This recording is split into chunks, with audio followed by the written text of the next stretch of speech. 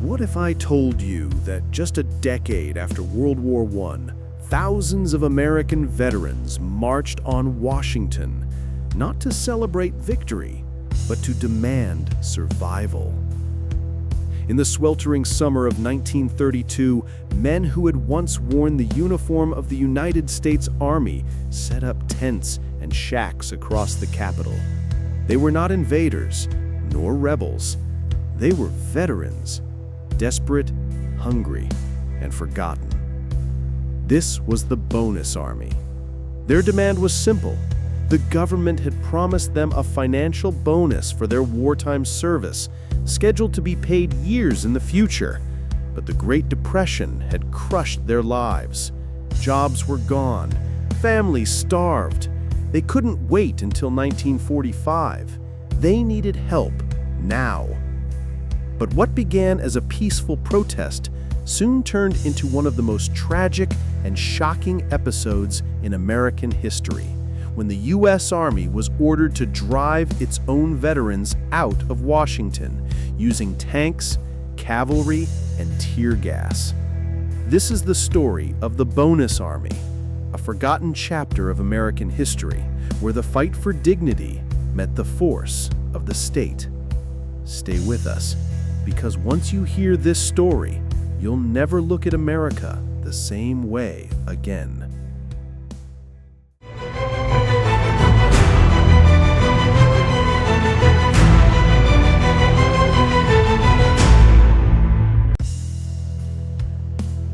The story of the Bonus Army begins long before 1932.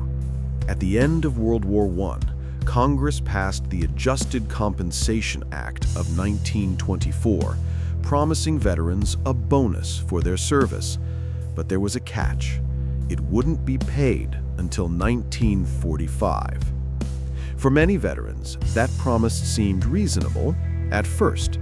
But when the Great Depression struck in 1929, millions of Americans lost their jobs. Veterans, too, were hit especially hard.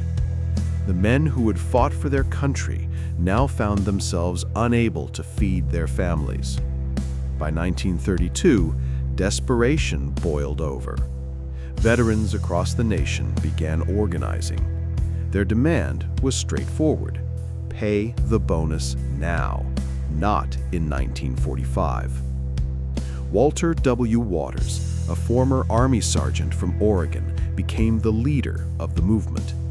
He urged veterans to march on Washington, peacefully but firmly, to make their voices heard. And so, in May 1932, the first groups of veterans began the long journey on trains, trucks, and even on foot toward the Capitol. They called themselves the Bonus Expeditionary Force, a name echoing the American Expeditionary Force that had once fought in France. But instead of carrying rifles, they carried placards. Instead of battlefields, they marched toward the halls of power. What awaited them in Washington would soon capture the nation's attention.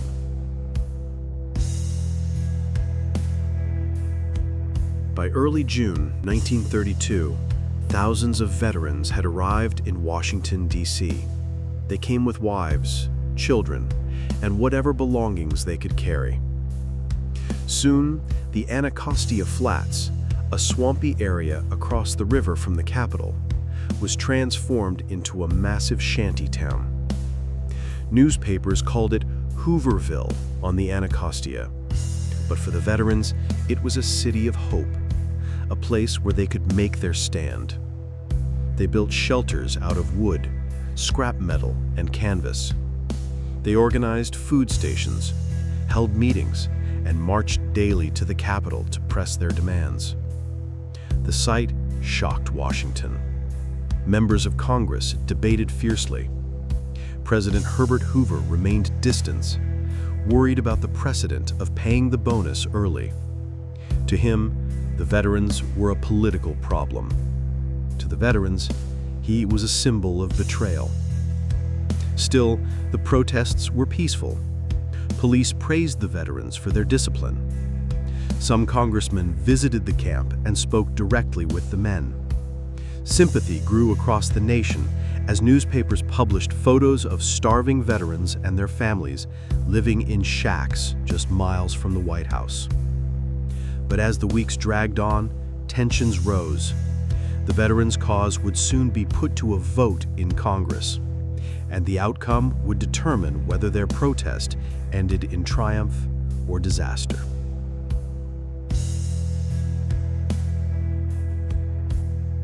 In mid-June 1932, the veterans' dream seemed within reach. The Patman Bonus Bill, introduced in the House of Representatives, proposed immediate payment of the promised bonuses. Veterans gathered outside the Capitol as the bill came to a vote. When the House passed it, cheers erupted in the camps. For a moment, hope soared. Maybe, at last, their sacrifices would be recognized. But the victory was short-lived. In the Senate, the bill was crushed. The vote was 62 to 18 against. The veterans were devastated. Many wept openly. Their families had traveled across the country, endured hunger and hardship, only to be told no.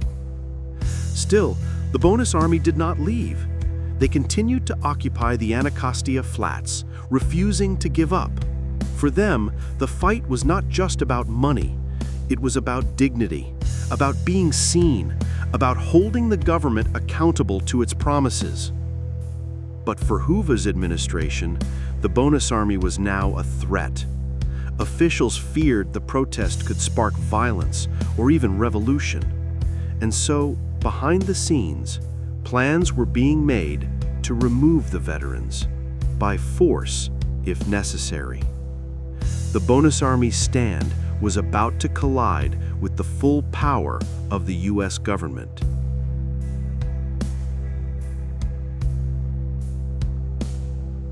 On July 28, 1932, the fragile peace shattered. Washington police tried to evict some veterans from abandoned buildings near the Capitol. A scuffle broke out. Shots were fired. 2 veterans were killed. The news reached the White House. President Hoover, fearing unrest, gave the order. The U.S. Army was to clear the veterans' camps. That evening, under the command of General Douglas MacArthur, assisted by Dwight D. Eisenhower and George S. Patton, the U.S. Army moved in. Tanks rolled through the streets. Cavalry charged. Soldiers used tear gas to scatter the crowds. The veterans and their families ran in panic. Shacks were set ablaze. Smoke filled the air as fire consumed the Anacostia camp. Witnesses described the scene as a battlefield, except this time the veterans were the ones under attack. America watched in shock as newspapers published photos of soldiers driving bayonets into unarmed men who had once fought under the same flag. The Bonus Army had come seeking justice. Instead, they were met with fire and steel from the very institution they had served.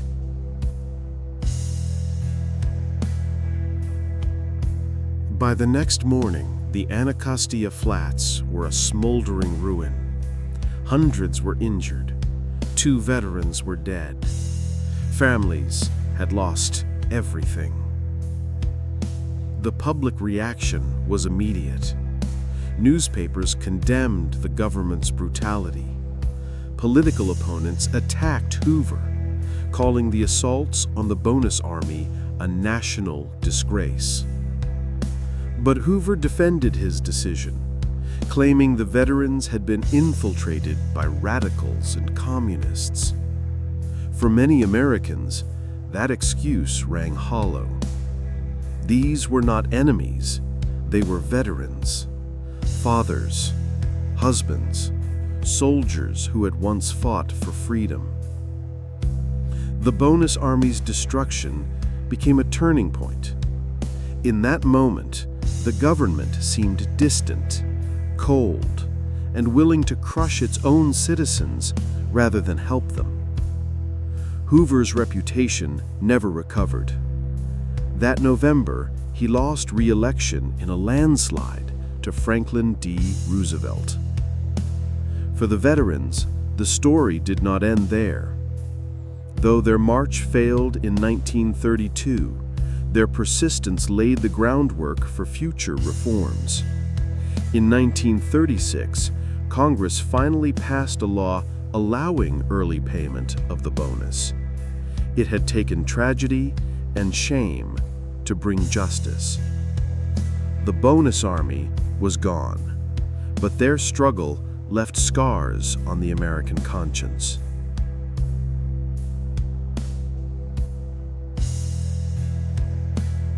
The bonus army's march was more than just a protest. It was a test of America's promises, of how a democracy treats those who sacrificed for it. The veterans of World War I had not marched for power. They had not sought revolution. They had asked only for what was promised. Their fate in 1932 exposed the fragility of democracy in crisis and the danger of ignoring the cries of those who serve. General Douglas MacArthur would go on to lead America in World War II. Dwight D. Eisenhower would become president.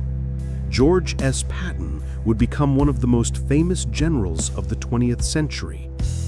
But in 1932, their names were tied to the crushing of the bonus army. History often forgets the men who camped in the Anacostia Flats, but their story remains a warning that even in the land of liberty, justice is never guaranteed. It must be fought for, not only on distant battlefields, but in the streets of the capital itself. This was the bonus army. Their march was defeated, but their message endures.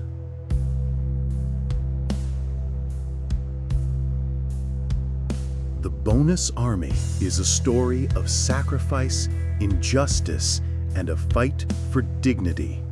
If you want more forgotten stories like this, subscribe to The Lost Chapters and never look at history the same way again.